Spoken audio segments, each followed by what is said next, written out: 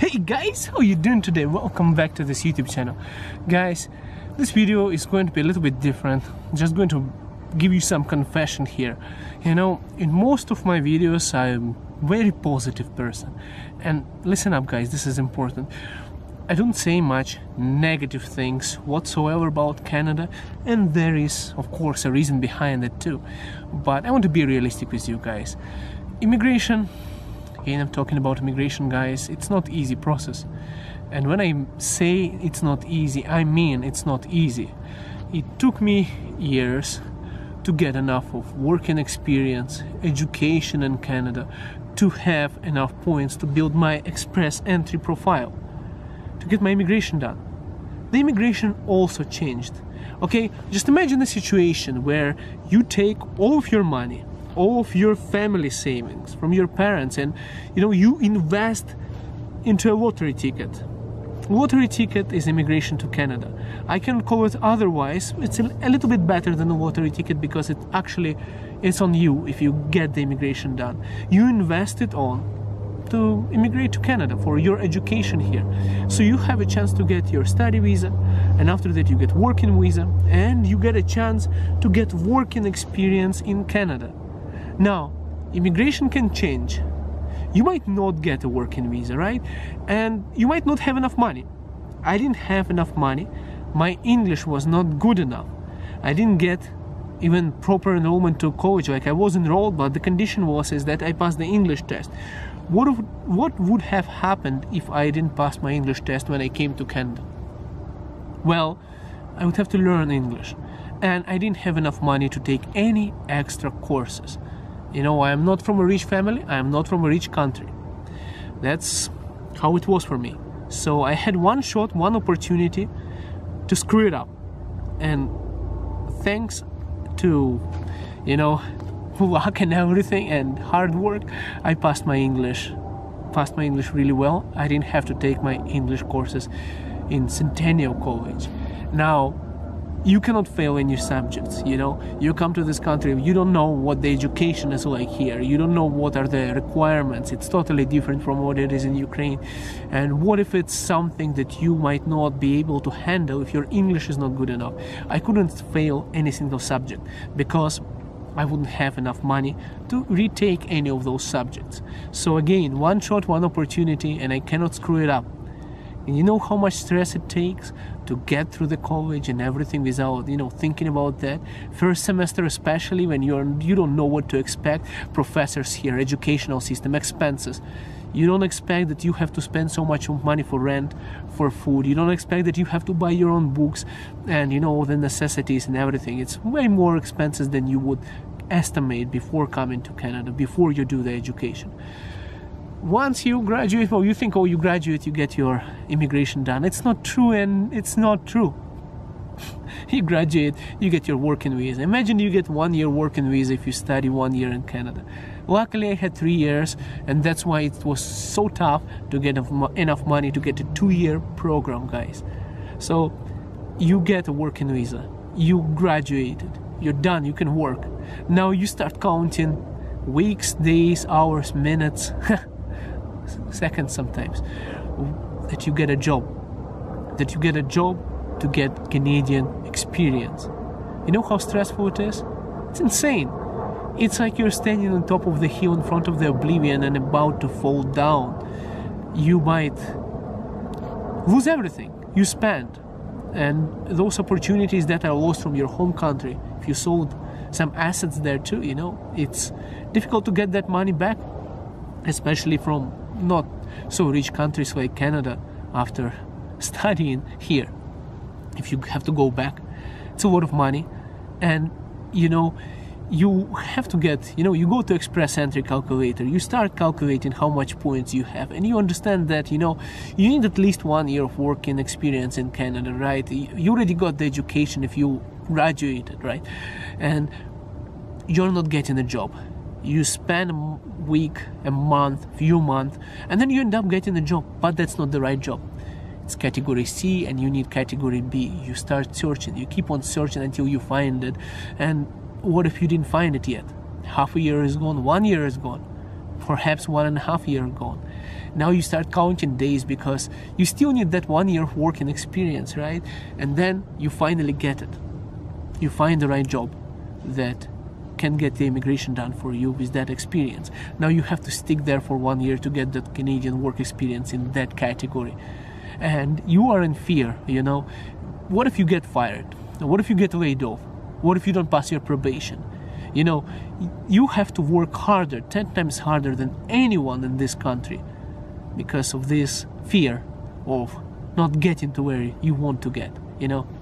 And it's not easy. Employers, they also know about this situation, and unfortunately some of them take advantage of you. They find out that you cannot leave because you need your immigration done. How would they find out? Well, because you would ask your job description, some paperwork that you are working there, some kind of note from an employer. You would need it if you don't want to prove your income, because if you have a job you don't have to prove it, right? Employer will find out eventually. Some employers are going to make you work overtime. Some employers are going to be laughing to make you work more than anybody else, because you cannot simply quit. You get me? You know how much stress it is? And unfortunately, one of my employers in past, they actually did take advantage of this.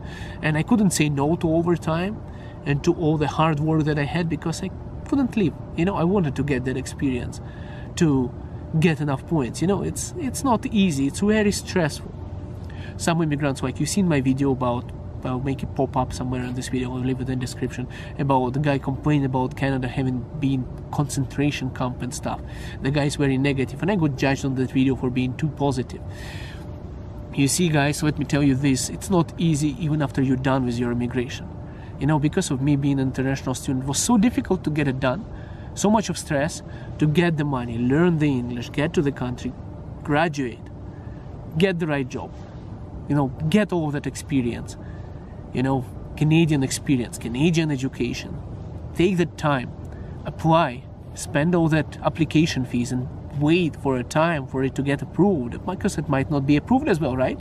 You know, immigration can change, and it did change. I almost lost it because it changed. It was easier when I came here than when I applied. Now it's easier again, well, luckily for you guys, for international students especially. So it's not easy. And then once you graduate, you start working. It's also not easy. You have to work. You come to a country where people are already settled, right? You know, people are saying, oh, Canadians are not too nice to us. So there are bad people in any country. Are you going to listen to every bad person who's going to say no to you? When you come to this country, did you come here because somebody said something? You came here out of your own will. You came here out of your own desire to live better in a better country.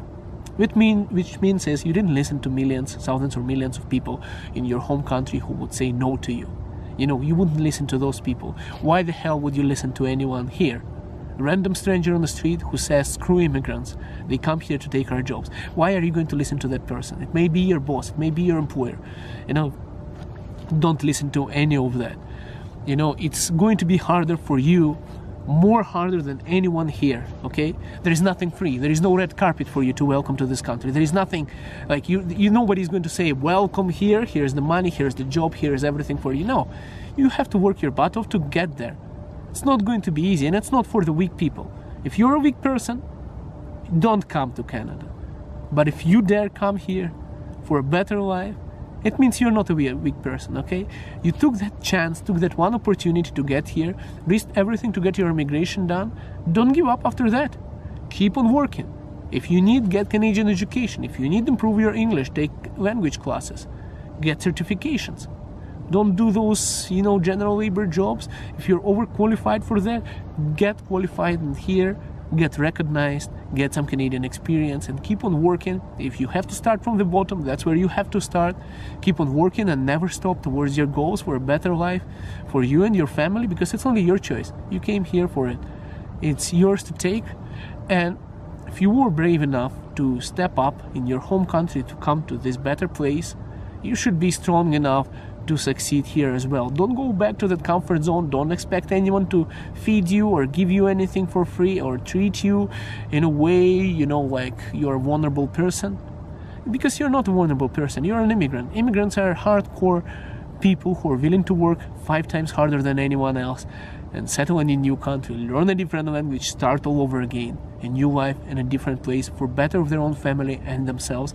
You're one of those if you're watching this video. So stand up, stop crying, and go build your future. Seriously, people. That's what I wanted to tell you. That's why I'm so positive in my videos. If I was negative, I would never have gotten here. There were people who were negative.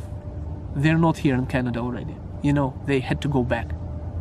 Let me check the time here because, you know, I'm on my lunch break. I have to go back to work real soon, guys. So listen up, people. I am too positive on my channel is because I want you to succeed and I don't want you to be stressed out. If you're consumed by fear of what might have happen or what is going on, you know, employers mistreating you, or, you know, somebody telling you something, racial discrimination, whatever might happen to you on this way to success, the harder it gets, the farther you will get, the more successful you will be if you overcome it. Take it as a challenge and succeed. That's what my message is for you guys. And so don't listen to those negative people. Don't sit down with those immigrants and start complaining. The more you complain, you focus your desires on something that's irrelevant to your goals. Okay? Those crying people that don't want to do anything and come out of their comfort zone, who sit in their home countries and not willing to immigrate, they are there for a reason. And you are here, over here, because you worked hard. It's not because of your luck or anything, it's because of you and your desire for a better life and your hard work. You're brave, and what else can I tell you guys? Just keep on pushing, keep on working. You're watching this video because you want to succeed. Guys, thank you so much for watching. And of course, this video got me sad. Yeah, those times was people, it was freaking difficult. You know, it was not easy. It was not easy. And it's not easy even right now for me. You know, I'm working so hard, running the YouTube channel, going to work, and it's not easy. But I'm not going to be complaining. I'm happy with what I am and where I am and how I'm doing. Pretty well settled for a new immigrant in this country. I'll see you in the next video. I wish you all the best, guys. I wish you good luck on your immigration. Stay strong. I'll see you next video. Have a good one.